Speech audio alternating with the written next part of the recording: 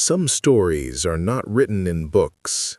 They are etched into the land itself, whispered on the wind that rustles through dead cornfields, and remembered in the bones of forgotten houses. In 1859, the United States was a nation holding its breath, a country cracking under the strain of its own contradictions.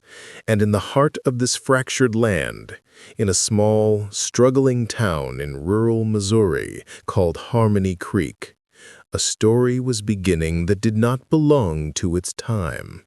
A story of a boy whose memory was deeper and darker than the oldest river, a boy who seemed to remember a life that was not his own.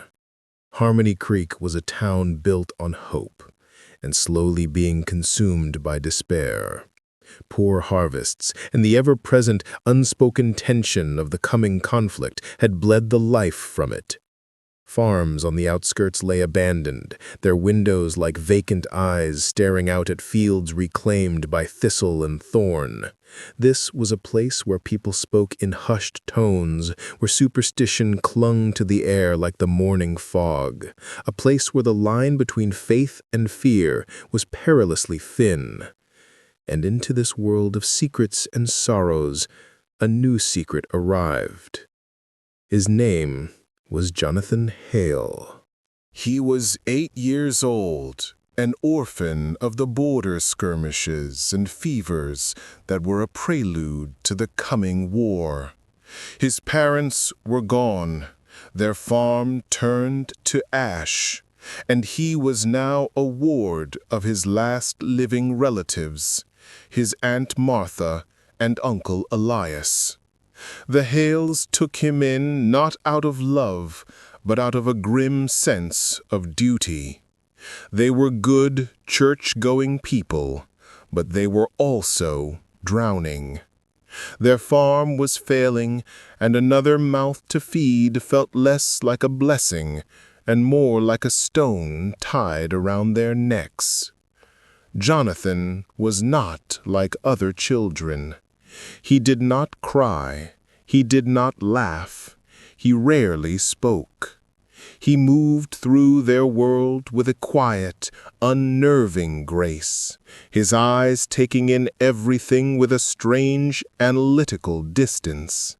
He was a ghost at their table, a silent observer of their struggles.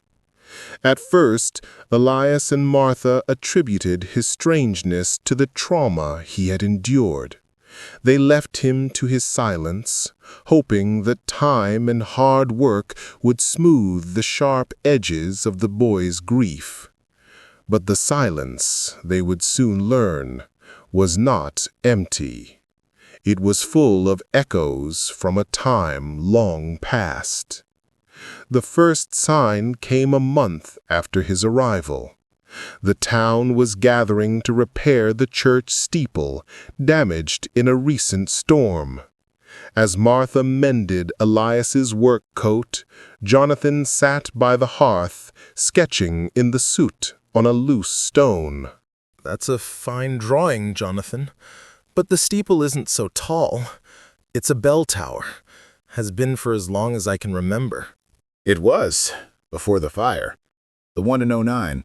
The whole spire burned right through, fell like a black spear. The smoke smelled of pine and prayer books. "It's there. She put it in the old well, wrapped in oilcloth to keep the damp out."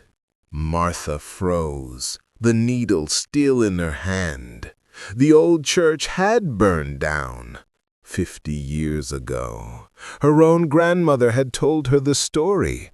How could this boy, this orphan from 100 miles away, know that?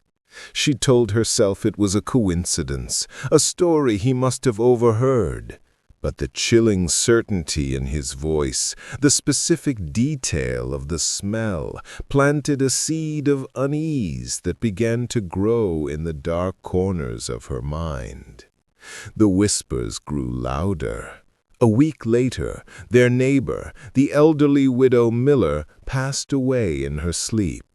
The family was distraught, convinced she had taken the location of her late husband's war savings to her grave. as the townsfolk gathered to offer condolences. Jonathan, who had been standing silently by a weathered fence post, pointed a small, pale finger toward a barren patch of ground behind the miller's collapsed smokehouse.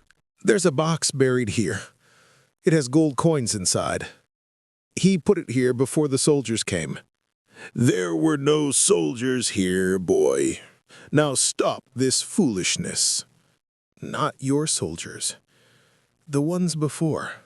The miller's sons, driven by a desperate hope, began to dig.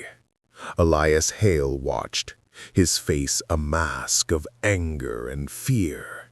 He grabbed Jonathan by the arm, his grip too tight. "What devilment is this boy?"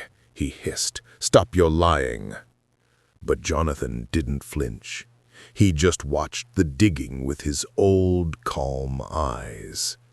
And then, 6 feet down, the shovel struck something hard. A few minutes later, they pulled a rotting, oilcloth-wrapped parcel from the earth. Inside was a small leather pouch containing a handful of silver dollars, enough to save the Miller farm from foreclosure. The event sent a shockwave through Harmony Creek. The whispers turned into a roar. Some, like the Millers, called Jonathan a miracle, a blessed child sent by God to ease their suffering.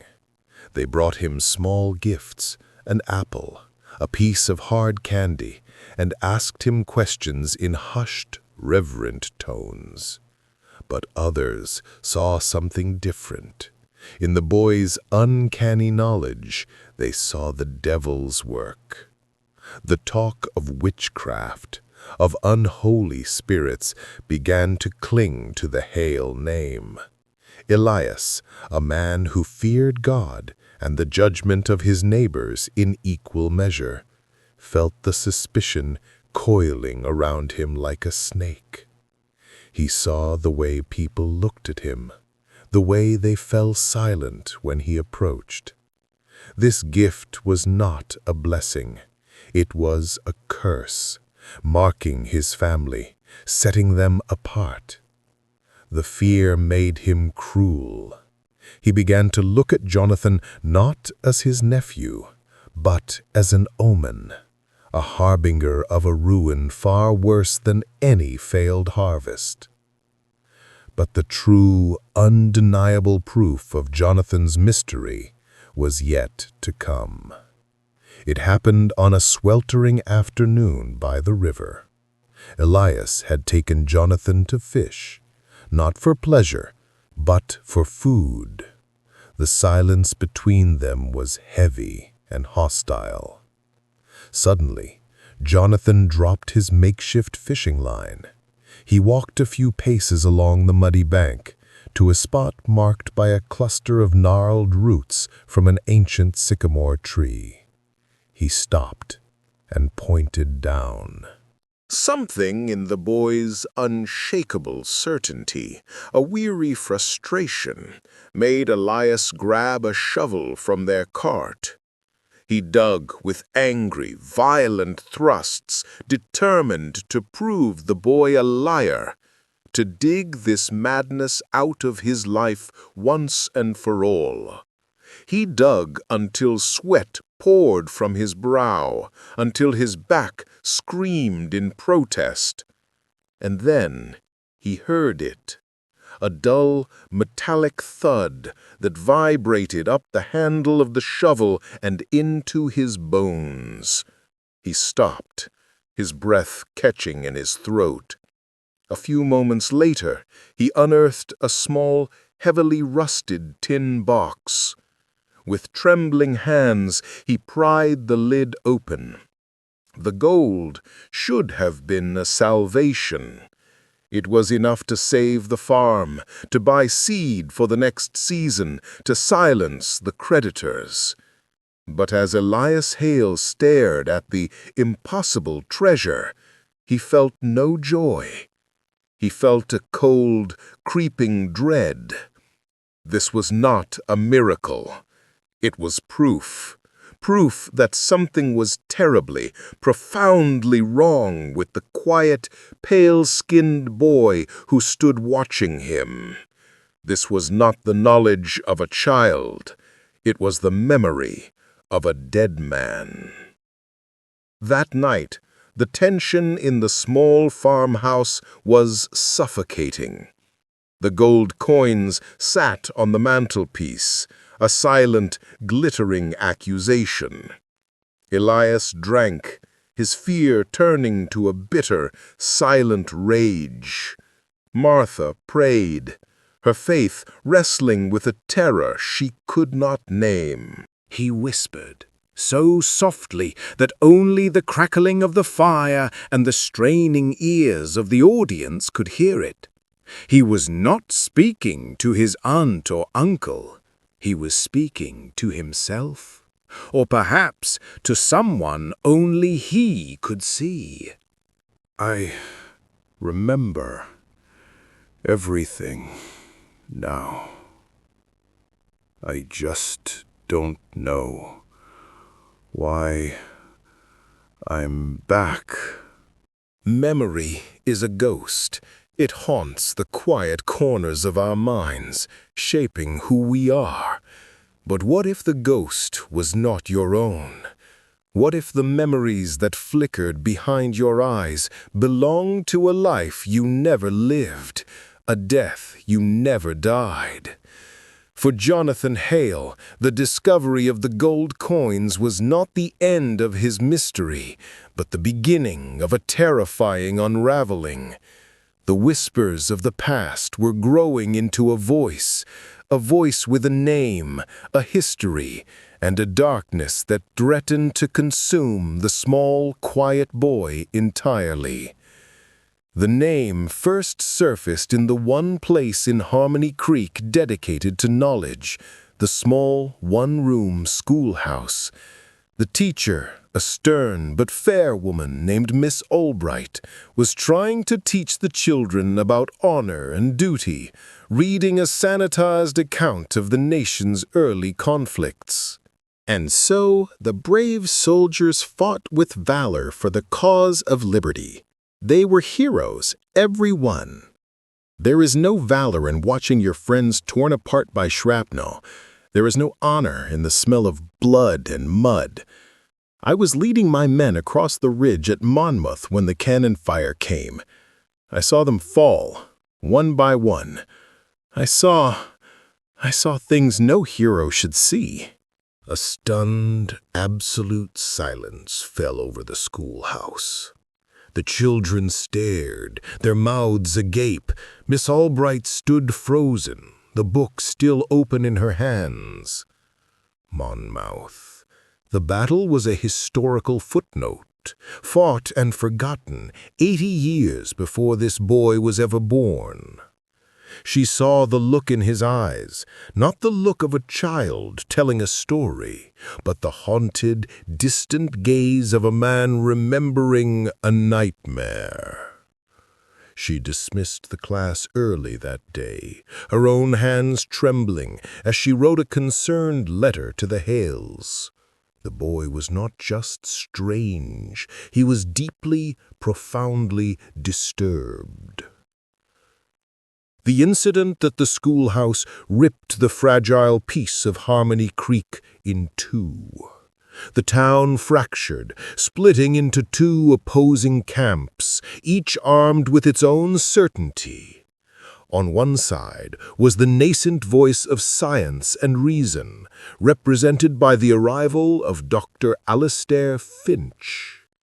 Dr. Finch was a traveling physician, a man of logic in a world steeped in superstitions. He had seen the ravages of war on the minds of soldiers and civilians alike. After a thorough examination of Jonathan, his conclusion was delivered with professional confidence. The boy is not possessed.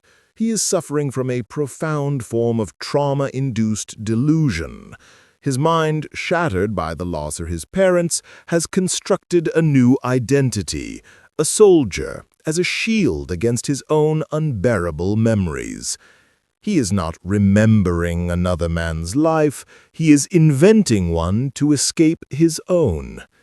He requires rest, quiet, and a strict avoidance of fanciful stories. On the other side stood the formidable voice of faith and fear, embodied by the town's preacher, Reverend Miller. He saw not a fractured mind, but a corrupted soul. The devil works in subtle ways. He whispers lies into the ears of the innocent. This is not trauma, it is a spiritual sickness. The boy is a vessel for a wandering, unquiet spirit, a restless ghost from the battlefield.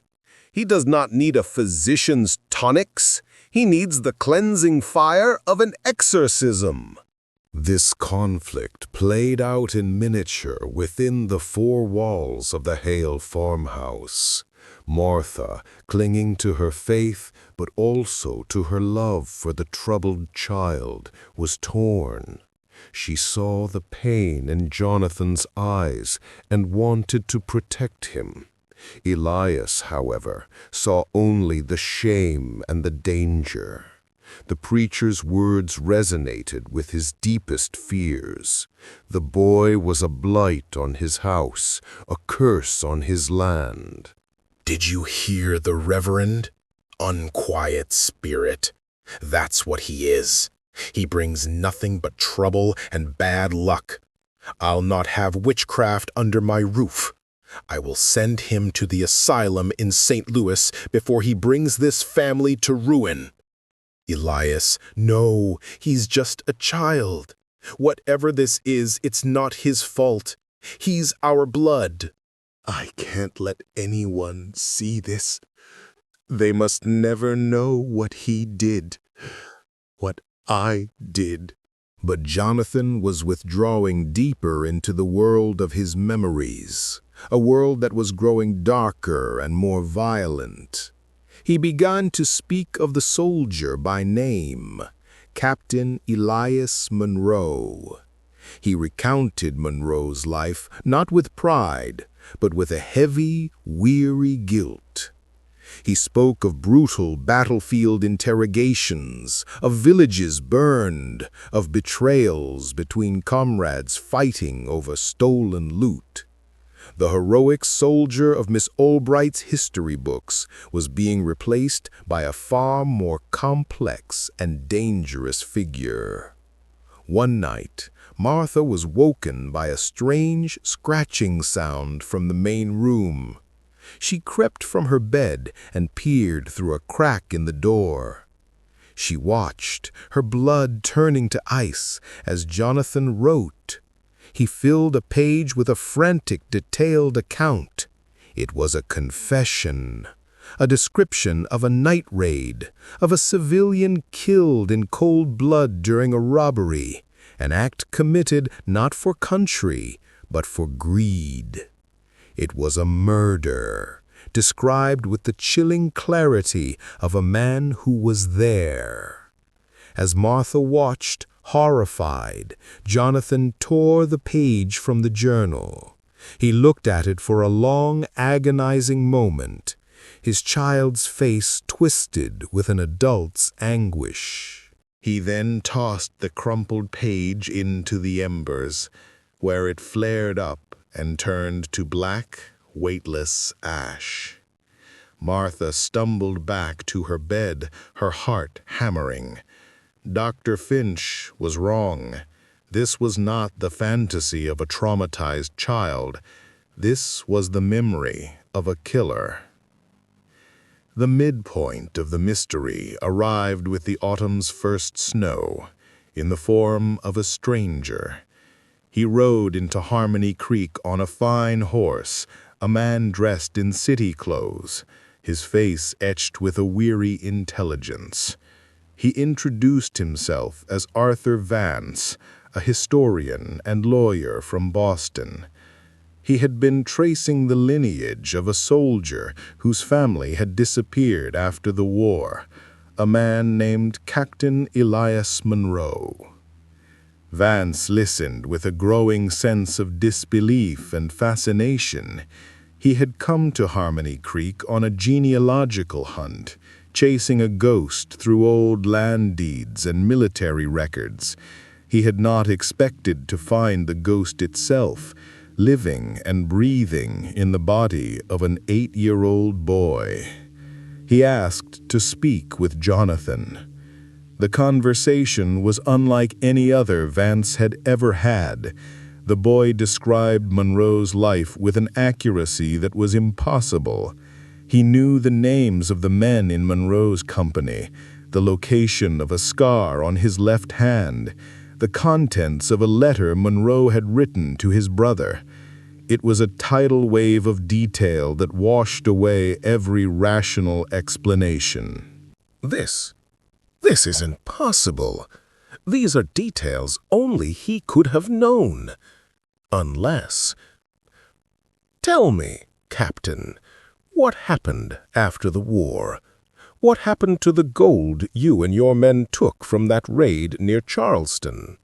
The gold was a curse. It turned brother against brother. Men who would die for you one day would kill you for a share the next. Arthur Vance left the farmhouse that day a changed man. He sought out Elias Hale at the edge of his property.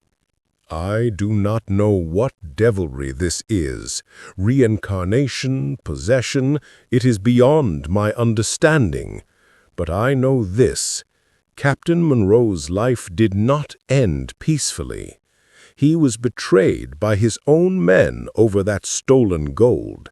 He was murdered, and something in his spirit is so unsettled, so filled with a need for vengeance or justice, that it has refused to stay buried. Be careful. A history like that doesn't just fade away. It repeats itself. Vance's visit and his terrifying warning was the final spark. The town's fear, once a simmering ember, now blazed into an open fire. People began to actively avoid Jonathan. They would cross the street when they saw him coming. Doors that were once open to the Hales were now firmly locked. Misfortunes once blamed on bad luck or God's will were now laid at the boy's feet. A stillborn calf, a blighted crop, a sudden sickness. It was all the work of the Monroe boy. He was no longer a child. He was an omen, a vessel of a dead man's violent past. One evening, Jonathan stood before the small, clouded mirror in his room. He looked at his own reflection, at the pale face and the haunted blue eyes staring back at him. But he was not just seeing himself. He was seeing the shadow of the soldier that lived behind his eyes. He raised a hand to the glass, his small fingers tracing his own reflection. He whispered to the man in the mirror, his voice filled with a profound and lonely sorrow. They'll never understand, but maybe that's for the best. Fear, once it takes root in a community, does not wither.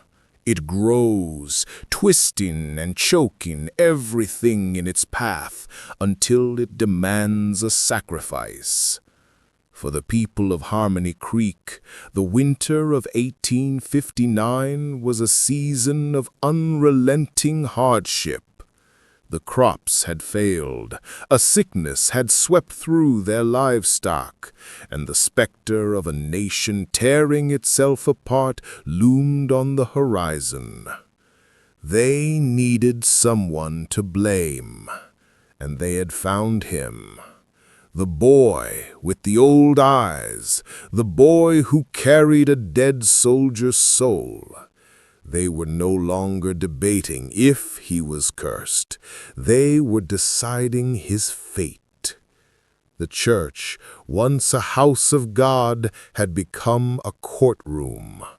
One by one, the townspeople stood to testify against him, their voices a rising chorus of fear and accusation.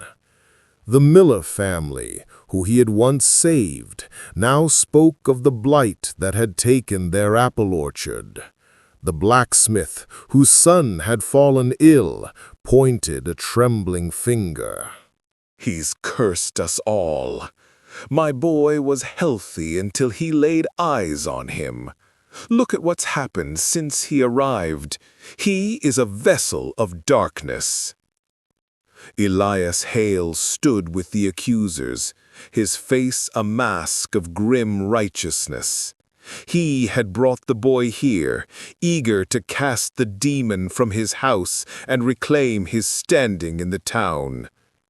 Only Martha stood by Jonathan's side, her hand resting on his small shoulder, a silent, trembling shield against the hatred of her neighbors. Through it all, Jonathan remained silent, his gaze sweeping across the faces in the crowd, the fearful, the angry, the righteous. He was not just seeing them, he was recognizing them. Finally, the Reverend Miller stepped forward, his face a grim, zealous mask. "In the name of God," he thundered, "we must cast this spirit out. The boy must be sent away, cleansed by prayer and isolation, before he brings this entire town to ruin." It was then that Jonathan finally spoke. His voice, though a child's, carried a weight that silenced the entire room. "You are right, Reverend. There is a spirit inside me. His name was Captain Elias Monroe. But you are wrong about why I am here. I didn't come back to haunt this town. I came back to finish what I started. There is still blood on my hands, and I will not rest until the debt is paid." Before the town could process this chilling confession, the church doors swung open. Arthur Vance, the historian from Boston, stepped inside, his face grave. But he was not alone. Flanking him were two grim-faced men, federal marshals. The crowd murmured in confusion. "My apologies for the intrusion, Reverend, but this is no longer a matter for the church. It is a matter for the law." And then came the final, devastating twist. Vance was not a historian, and he was not a descendant of Captain Monroe. His name was Arthur Vance Monroe, and he was the captain's great-nephew. But he was not here to defend his family's honor. He was here to expose it. This is the journal of Captain Elias Monroe, my great-uncle. For 50 years, my family has hidden the truth of what he was: a war hero on the outside, a murderer and a thief within. He and 3 of his men, their names were Miller, Peterson, and Davies, stole a payroll of gold during the war. But Monroe, a man consumed by greed, murdered his partners to keep it all for himself. He buried the gold, but he was killed in a skirmish before he could retrieve it, his crimes buried with him, until now. He looked at the 3 men in the front pew, the blacksmith, whose name was Davies, the farmer, Peterson, the store owner, Miller, the sons of the men Monroe murdered. My family has lived with this guilt for generations. But when I heard whispers of a boy in Missouri who knew things only Monroe could know, I understood. His spirit was not resting. It had returned, seeking a final terrible justice, and it seems he found a way to deliver it. And Jonathan took a step forward, his small face now a mask of cold, ancient fury. He was no longer a child. He was the vessel of a vengeful ghost. Their father stole my life, and so I in turn took their livelihoods. A blighted crop, a sick animal, small misfortunes orchestrated with the help of my nephew here, just enough to make them feel the desperation their fathers made me feel. You thought you could escape justice by hiding behind the names of your fathers? History always remembers, and so do I.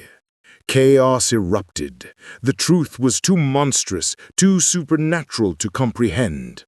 The three men, exposed and terrified, lunged forward, not at Jonathan, but at Elias Hale, the man who had brought this curse into their lives.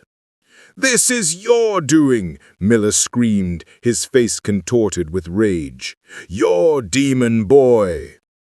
In the ensuing pandemonium, the blacksmith, Davies, pulled a small, concealed pistol.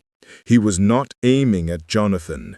He was aiming at Elias. But in that split second, Martha Hale, seeing the danger to her husband, screamed and threw herself in front of him. Time seemed to slow. The flash of the pistol, the crack of the gunshot echoing through the holy space. But it was not Martha or Elias who fell. Jonathan collapsed to the floor, a small dark stain spreading across his simple shirt. The chaos in the church died instantly, replaced by a horrified, ringing silence. Martha rushed to his side, cradling his head in her lap, her tears falling onto his pale face. He looked up at her, and for the first time since he had arrived in Harmony Creek, the ancient, haunted look in his eyes was gone.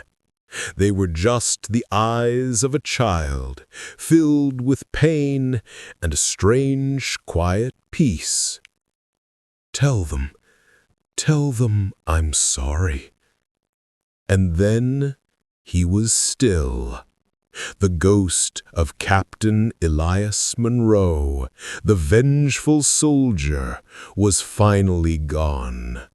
But in his place he had left the body of an 8-year-old boy who had sacrificed himself to save the one person who had shown him kindness.